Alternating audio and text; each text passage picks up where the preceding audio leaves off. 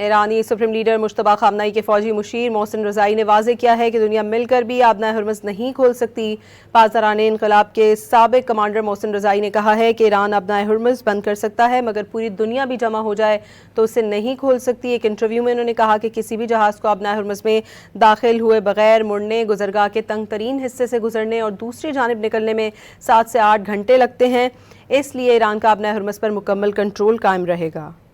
دنیا مل کر بھی آبنائے ہرمز نہیں کھول سکتی۔ آبنائے ہرمز کے تنگ ترین حصے سے گزرنے میں 8 سے 9 گھنٹے لگ سکتے ہیں۔ ایرانی سپریم لیڈر مجتبی خامنئی کے فوجی مشیر محسن رضائی نے واضح کیا ہے کہ دنیا مل کر بھی آبنائے ہرمز نہیں کھول سکتی۔ پاسداران انقلاب کے سابق کمانڈر محسن رضائی نے کہا ہے کہ ایران آبنائے ہرمز بند کر سکتا ہے مگر پوری دنیا بھی جمع ہو جائے تو اسے نہیں کھول سکتی۔ انہوں نے ایک انٹرویو میں کہا کہ کسی بھی جہاز کو آبنائے ہرمز میں داخل ہونے، مڑنے، گزرگاہ کے تنگ ترین حصے سے گزرنے اور دوسری جانب نکلنے میں 7 سے 8 گھنٹے لگتے ہیں، اس لیے ایران کا آبنائے ہرمز پر مکمل کنٹرول قائم رہے گا۔